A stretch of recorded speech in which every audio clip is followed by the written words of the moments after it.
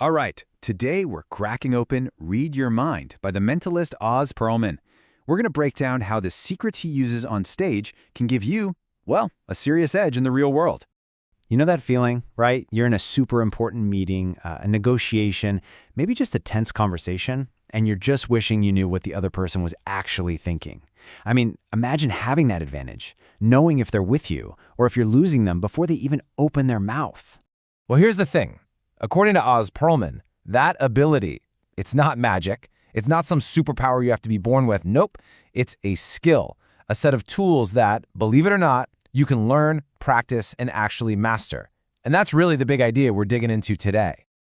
So how do we get from, stage magic to real-world practical mechanics? Well, the whole argument of the book is that a performer's techniques can be translated into some seriously powerful tools for your everyday life, for influence and success. Let's unpack what that really means. Okay, so what a mentalist calls magic on stage, it's really just this powerful mix of three things. First, you've got hyper-observation. Paying such close attention to details that pretty much everyone else misses. Then there's memory, using techniques to recall really important info. And finally, confidence, but not just feeling confident, projecting this unshakable presence. So as you can see, these aren't really tricks, right? They're just very, very high-level communication skills. And hey, this isn't just some theory either. When someone like Cuban says the book isn't about tricks, it's about tools. Well, that immediately pulls the whole idea into the real world of business and practical use. An endorsement like that, it gives this whole thing some serious weight for sure. So the entire framework of the book really rests on these three big pillars. You've got observation, which is the art of actually seeing what's right in front of you. Then there's memory, and this is about turning what's a weakness for most of us into a seriously powerful tool for connection. And finally, resilience, that mental toughness to take a no and just keep on going. Okay, now for the really practical part, the toolkit.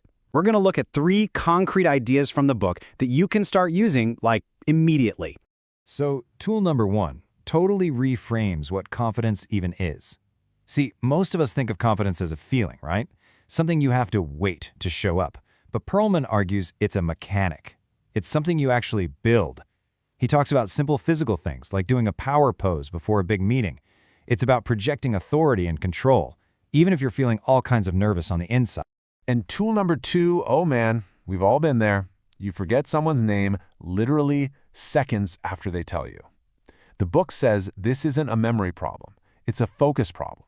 It's about making a conscious decision that in that one moment, that person's name is the most important piece of information in the universe. That simple shift creates a mental hook, builds instant rapport, and man, it makes people feel seen. Okay, and tool number 3 is where it all clicks into place. That mind-reading effect, it happens when you start anticipating someone's needs or questions. Why? Because you've been observing them that closely. You're not psychic, not at all. You're just operating on a much deeper level of awareness. You've simply paid better attention than anybody else in the room. All right, so with all that said, should you actually go out and grab this book? Let's break down a quick pros and cons list to help you figure that out. So is this book for you? Well, on the one hand, it's super practical, and honestly, it's a fun read.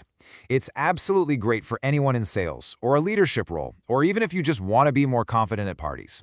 But on the other hand, if you're expecting a manual on how to do magic tricks, this ain't it. And if you've already got a PhD in behavioral psychology, a lot of these concepts might feel a little 101. Okay, so if we had to boil this whole entire book down to just one single crucial point, the one thing you should absolutely take away from all this, what would it be? It's this, the real secret, the ultimate mentalist's edge. It's not about some mystical power to read minds. It's about having the discipline to shut up that voice in your own head and just truly, deeply pay attention to the person right in front of you. That's it. That is the real secret. And that really leaves us with one final question for you to think about. The next time you're in a conversation, your next big meeting, what would you notice? What kind of an edge would you get if you just truly, consciously decided to look?